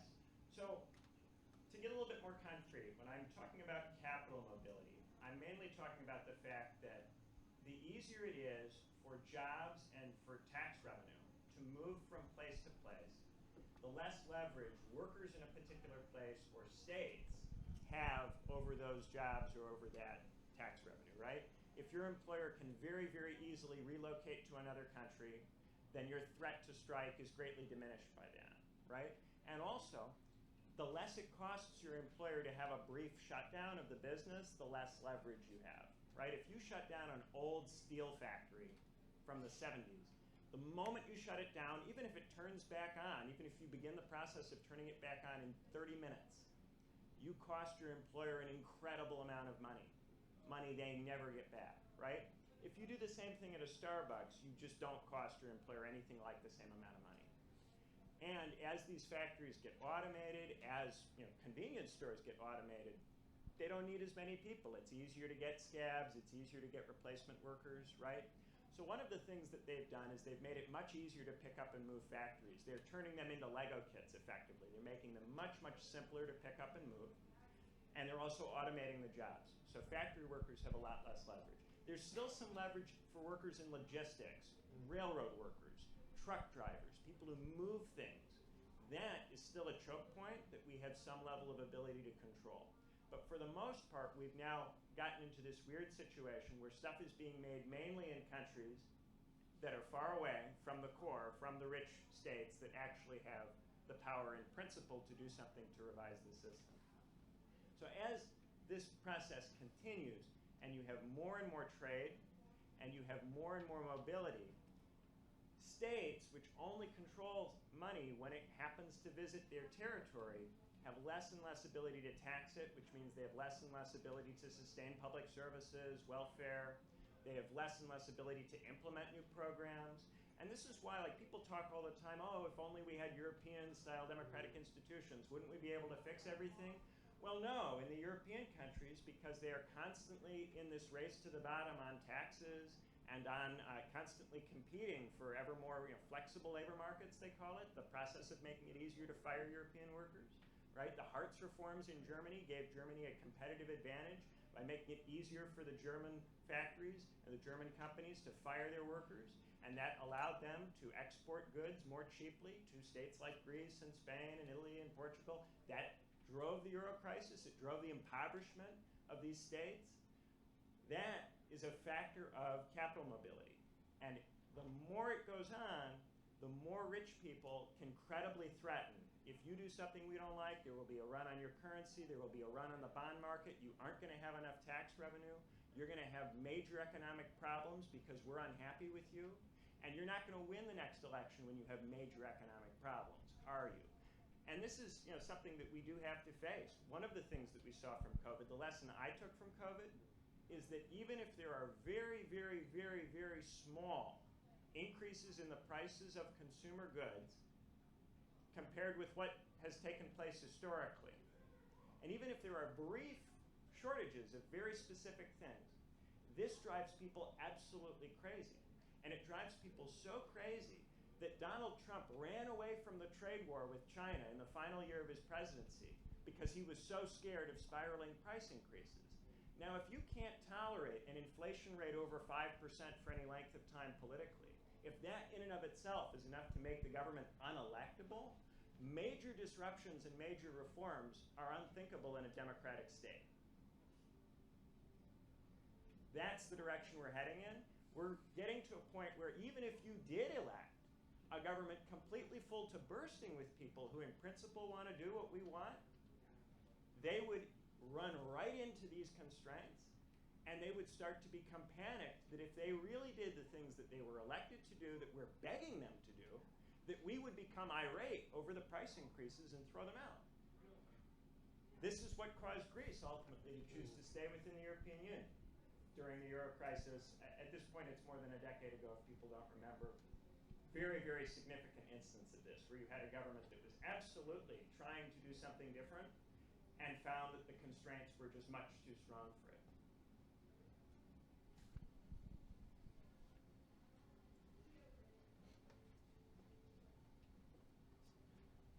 Hey, thanks guys for coming. So I wanted to ask a question about your impression of the DNC so far, and specifically the left. I went downtown today just to see what was going on, and I saw the marches, and I'll give you my impression of what I saw by telling a story about my life. So I come from a teeny tiny small town. I graduated with 17 kids. I like to tell people that I'm gay white trash that moved to the city. So that's my joke to people. And I remember for my 5-year high school reunion, I went back to town. I came out as gay to people at that point. I had an admittedly awkward conversation with an older classmate of mine for a couple hours at the bar, and he was asking me some awkward questions about my sexuality, and I didn't judge him too harshly about it. Like, people only know what they know, right? And I just thought to myself and I get emotional when I think about this guy, because he was working 80-hour weeks at the time, and he had a job that was like an hour away, so he had a 2-hour commute every day. And his friend had just died of cancer like a couple of years ago. His sister was my classmate, and I was just thinking to myself, like, holy fuck, like, my life is going at so much of a better trajectory than his life is, and like, I'm on his fucking side, you know what I mean? And I just got this sense that there's a lot of people that get involved in politics that it's a hobby, or it's just a way to feel good about yourself, and there's no like deep commitment to people that you may not necessarily see eye to eye on everything, but at the end of the day, like you're there for them. Like, there's no sense of family, solidarity, commitment. And so I was just curious, with all that said, like, what was your guys' impression of what you saw at the convention so far? I think that's a fantastic allegory, fantastic parable, and thanks for telling it so eloquently. And I think, again, I go back to Sophia and me on the bus, and we interviewed somebody who's,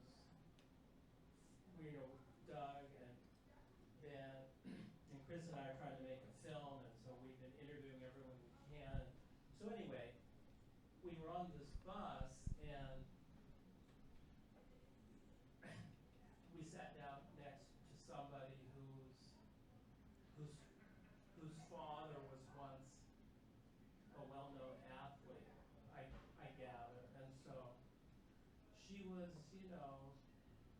she had to mention 8 times she went to Harvard Law School. She must have mentioned her dead famous basketball playing father 50 times. Like, it was just an obsessive cult. It's like the worship of this cult, of the elite institutions that she had been a membership of.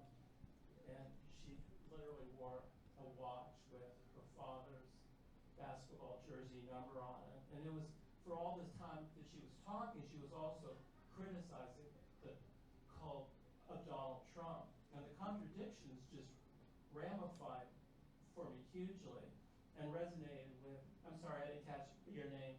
Andy. What Andy was saying, where it was I don't know, maybe it was just me, maybe I'm just super misanthropic, but I just found everyone on the bus, like for instance, as Sophia and I were interviewing her, everyone on the bus, there's something hugely galvanizing about a camera, and so people would chime in with their little stories about how they too had once met so-and-so, and my heart just fell. The bus just seemed full of, I don't know, you're just asking our impressions and its relationship to your narrative, Andy, which is that, like, I felt no connection with these people whatsoever. I really dislike deeply their sense of politics as a kind of hobby, as you say. I was way more interested in the people on their lawn chairs on the other side of the bus and wanted to talk to human beings. And I don't know, I was just really struck by how utterly trapped they were in these comically predictable talking points. And the basic huge contradiction that for all their criticism of a cult, they seem to be having just a slightly different cult of somebody's famous father or Harvard Law School. It's all the same cult to me. And so, I don't know, I've sort of gone a little bit adjacent to your narrative, but it really resonated powerfully with me as well. I mean, I guess, in terms of the culture wars, right, because that's what we're really talking about. Again, the right has some language with respect to this. Luxury beliefs, meaning who can afford to care about this, that, and the other thing. Who can afford to have these luxury beliefs. And, my sense of it, being from a working class background and, my family being as they are, and even, my partner, my husband is working class. If people have a very instrumental notion of politics rather than taking satisfaction in the symbolism or, the virtue signaling, another right-wing term that I think is very accurate, meaning a kind of narcissistic identification, that aspect of things. And so I think that with the Democrats, what you get is, well, we think of ourselves this way, and what would it be like to be someone who admired Donald Trump, right? And it's sort of like, what kind of human would admire such a person? Whereas I feel like, no, in fact, all of Trump's supporters, whether they're billionaires or whether they're, rubes from the sticks, are basically instrumental with respect to him, right? So I think that, the idea, look, obviously a lot of what we're dealing with in terms of the culture shock of the last 8 years was Obama and then it was Trump. And they seem to represent completely different things. Obama is the most virtuous, perfect model citizen, African American, done, right? Flawless family, you know. And so how can you go from that to this kind of pig, white guy, you know, philanderer, et cetera, right? Rude, right? You know, the last thing in the world that you can imagine is, you know, Barack Obama being actually rude, right? He might make a sharp remark, but he's not actually going to ever be rude. So I think that, you know, given that, we've now had to sort of suffer the dominant cultural landscape of this. Well, how could the country that voted for Obama vote for Trump, right? And I think that that's the real, you know, I'm in academia. So I've seen, you know, everyone's trying to do what they can do. So in academia, the idea is if we only educate people differently, then they will never vote for someone like Trump, right? And it's not only higher education, it's K through 12. It's like, you know, preschool, like we have to be raising kids who will grow up to be people who will never vote for someone like Trump. And of course, what that completely neglects is that the cultural issues are going to change. By the time the kids grow up, it's going to be a whole new set of cultural disputes.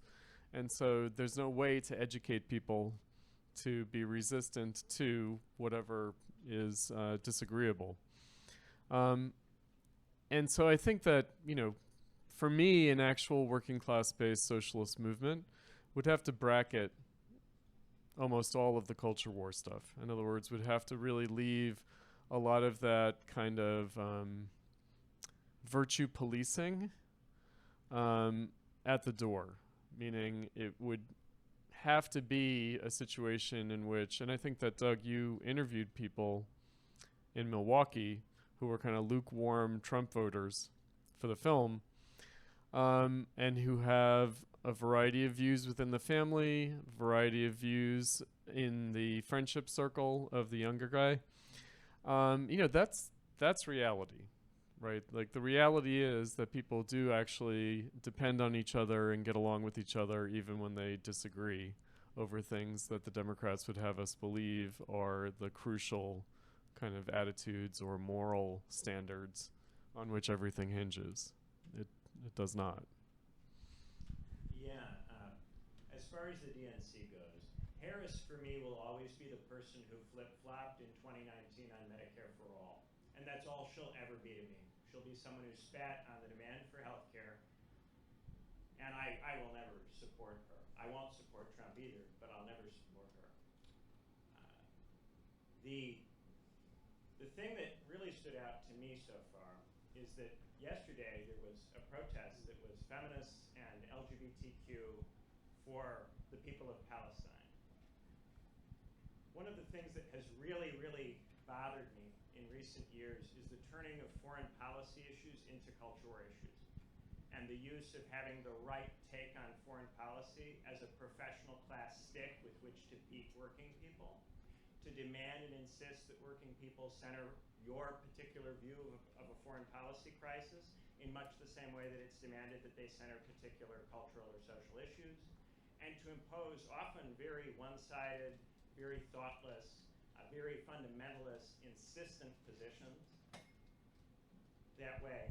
And what is so tragic about it is that these wars are killing people. People are being killed, and people are using these deaths to get clicks, to generate spectators, to generate audience. They're using these deaths to gain market share. They're using these deaths to feel better than other people in their own society. And the whole time they do it, they get on a moral high horse about it, like it's the greatest thing anybody can do. And we don't talk enough about how vulgar and barbaric that is. It's really, really sick. And it's become totally normal. And race baiting and making ethnic generalizations has become so normal in recent years. So much more normal than it was in 2020, in 2016, in 2008. We have become much, much more racist as a society as this struggle against racism has gone on. We have become much more sexist as a society as the struggle for feminism has been centered. the language about these things has not actually helped people who are suffering, who are in need, who are getting kicked and punched. It's only created more bitterness, more resentment, more hatred, and more blaming and shaming. These riots that are going on in the UK, this stuff is just really, really, really awful stuff. And for me, that's the thing that sticks out. That at this point, Palestinians, Israelis, Ukrainians, Russians, these are just stuff we use. They're meat bags that we use to make money, and that we use to punch people that we don't like, that we live in. So I wanted to ask one last question, and then we should wrap it up and go have a drink and talk to each other in a different format, normal one. But the question I have, I have an inner leftist in my head, in my brain. And We'll deal with that. Yeah, well, and my inner leftist is saying, I haven't heard anything about Palestine. I haven't heard anything about Ukraine. The United States is at war, and you guys are supposed to be leftists. That's my inner leftist. I think it was a good impersonation. But yeah, seriously, to what extent do you think the crisis in democracy, the crisis in America, is also reflected in foreign policy? The fact that there seems to be a threat of a new Cold War, there's proxy wars going on, that don't seem to be wars of choice in the way that the invasion of Iraq was, or even Afghanistan was, or Desert Storm was before that. But these are, in both cases, seemingly happening to the United States, and the United States is responding to it. So I'm wondering, do you feel as though that might represent a crisis in American power, along with as neoliberalism declines, and as the millennial left dies? I mean, I thought Ben dealt with it a little bit, but I think by implication and somewhat euphemistically, but I think, I don't, I guess well, anyway, I'll pause, but I guess at some level I want to sort of worry, I mean, this might throw the whole room out of whack, but like to me that, like, because I'm a sort of new and recent visitor to kind of what feels like sublation universe, and, like I'm, thrilled to be published by Doug, and I've got, 2 books I'm working with you on, and this film and stuff, but I feel like sometimes, as a new inhabitant of sublation universe, like it seems like sometimes it feels to me like kind of a cult of its own, like I don't know, like I said, Kamala Harris is a good debater. She just is to me, and like people laugh like that was a ludicrous notion, or that Ben said like that she took, again, I don't know exactly, and again, I'm no huge Kamala Harris fan at all, but it's not a black and white universe. Politics is the art of compromise.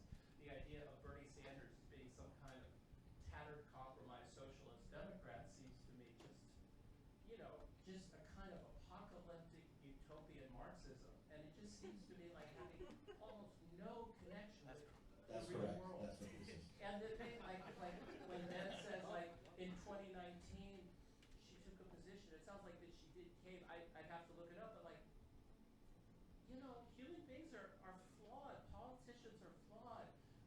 Like, it's a very compromised system. The idea that one person took one position that was fucked up, like, that's just not how the real world works. It's very, in psychoanalytic terms, it's called splitting, this black and white universe. And I just think, like we were talking about, certain kinds of cults and also certain kinds of ways of thinking that were magical.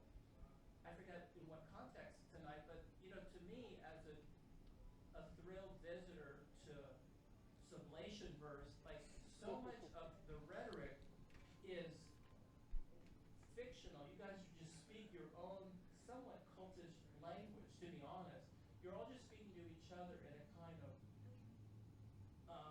Marxist utopianism that has almost nothing to do with the actual universe. To be honest, like, it's just not what life feels like on ground level in Chicago, like right now.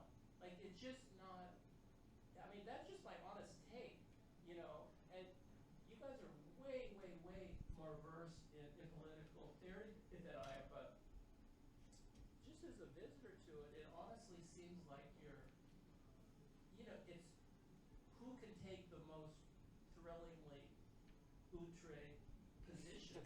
And like, it's a kind of bullshit machismo to me. How dare you, sir? I mean, all right, so I'll just say that I actually tried very deliberately to keep the Marxism light in my comments tonight. I did. And so, I don't know, I guess I can't help myself, right? But I really tried to avoid that. Because we're talking in the context of the DNC, we're talking in the context of the election. Marxism has very little to do with any of that. Now, to get back to your question, Doug, and I think that maybe it stemmed from the I was thinking of it before. I was thinking we have to talk about before Ben brought it up. You brought Yeah. it up, and I thought, oh, I'll do an impersonation of the kind of person that you were mentioning at the end. But go ahead. No, I mean, I was just going to say that I'm of two minds about the Palestine question in this election year. Mm-hmm. One is that it's obviously a major crisis for that part of the world, for the Palestinians. It is the most horrific atrocity that has occurred since the founding of Israel, and yet the real disconnect is that doesn't mean that it's actually a political opportunity for changing the status quo, let alone in a leftist way. Meaning, the depth of the horror is not a measure of actual potential for change. Similarly, Ukraine. Ukraine, Russia. It's an extremely bloody war. It's an extremely grisly slog that there seems to be no end in sight. And yet, how consequential is it going to be ultimately? Right? So, the fact that these, ongoing horrors, ongoing atrocities take on a symbolic value. So my other mind about it is that, of course, the Palestinian solidarity movement is significant insofar as it's invested with a certain kind of passion, a certain kind of energy, a certain kind of feeling. And so it does seem to be the thing that expresses people's frustration with the political status quo, right? And the sense of helplessness in that status quo. So I'll just invoke, speaking of outre Marxism, my old professor Moish Pistone, who's definitely like recherche, meaning no one has heard of him except for a very narrow, stratum of intellectuals. He wrote a piece in 2006 that I thought was very good, History and Helplessness, right? Which is that he said no matter how many people are on the street, in the context of the Iraq anti-war movement, this isn't actually a measure of political possibilities. And indeed, it might be inverse to the political possibilities, meaning it could be the impasse and the impossibility that puts the millions on the street, in fact. Right? So, I hope that in 2024 we haven't completely lost sight of what was evident back in 2003, 2004, 2006 when Moish published his article. I hope 20 years later, the memory holing, the amnesia machine has not worked to such an extent that we have to really start from square one all over again. But it does seem that way. In terms of despair, right? I don't know if that's a negative despair or a positive despair. I'd like to turn it into a positive despair. The negative despair is the fruitlessness. I myself feel that I gave the best years of my life as a mature adult, intellectual, to the millennial left. And it is dispiriting to say it was for nothing. But it might have been. Yeah, I would just say I am not for taking the most outre position possible. I would gladly have voted for Bernie Sanders. In fact, I did. I wrote him in rather than vote for Biden or Trump. So I am not completely against compromise.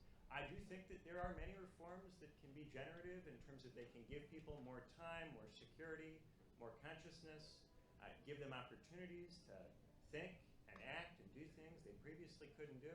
I do think that there's a distinction between non-reformist reforms and palliative care. My problem with Biden and Harris is that they are not interested in giving people time and energy to think, in giving people opportunities to do what they love. They are absolutely convinced that this society should be a competition, and they just want the competition to be fair. And it doesn't bother them that our lives are completely dictated by competitive logics. It doesn't bother them that we are constantly afraid that we're not going to win. And it doesn't bother them to celebrate triumph and winning and being better than other people. It doesn't bother them that that's the whole value of our society. You know, the whole thing is get the money, get the power, get the sex, get ahead, hustle, grind, be better than other people, step on other people, look down on other people. I'm happy to vote for a compromise, but it has to actually be a compromise. It can't be this kind of stuff. It can't involve this kind of disdain and disregard for what this system is doing to people. This is a prosecutor. This is someone who decided, she decided that what she wanted to do with her life is to put people in prison who had done things that she thinks are wrong. And she relished in being able to decide with a swipe of my pen who she could lock up, who she could put charges on, and in that same piece where she uses that expression with a swipe of my pen, she revels in the fact that she can pull the charge away after a few days and it will still cause that person enormous inconvenience. Revels in it. This is not somebody I'm going to support. And that's not because I'm not willing to compromise. It's because I'm not willing to be pissed on and told that it's raining. But All right. politics is not about the purity of your soul, though. Like that's the misunderstanding. Listen, I want to fact check you. Then I want to,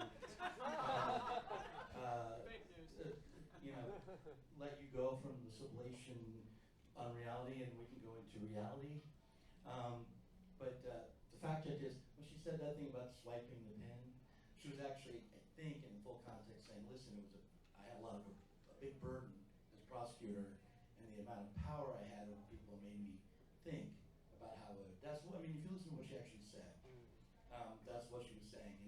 And I don't like her either, but that is what she's saying. As far as I can understand. Is that from the book? Because she wrote a book about being a prosecutor. I know, Is no, that from the book? There's an actual video of her There's- saying this, and yeah. there's a tone that she has. She is very, very clearly glad that she has that power and enjoying it. As much as she may say, oh, I have to be very careful with it, nobody chooses to be a prosecutor. Nobody chooses to spend their one life on God's little green acre, putting people in prison if they're a good person. Nobody does that. Listen, Not there's black a, and white there's, thinking at all there at all. listen, all I'll say is that we gave you a reality hunger tonight, and I want everyone to go back into reality and leave the ultra-Marxist utopianism behind for an hour and then take it up again. And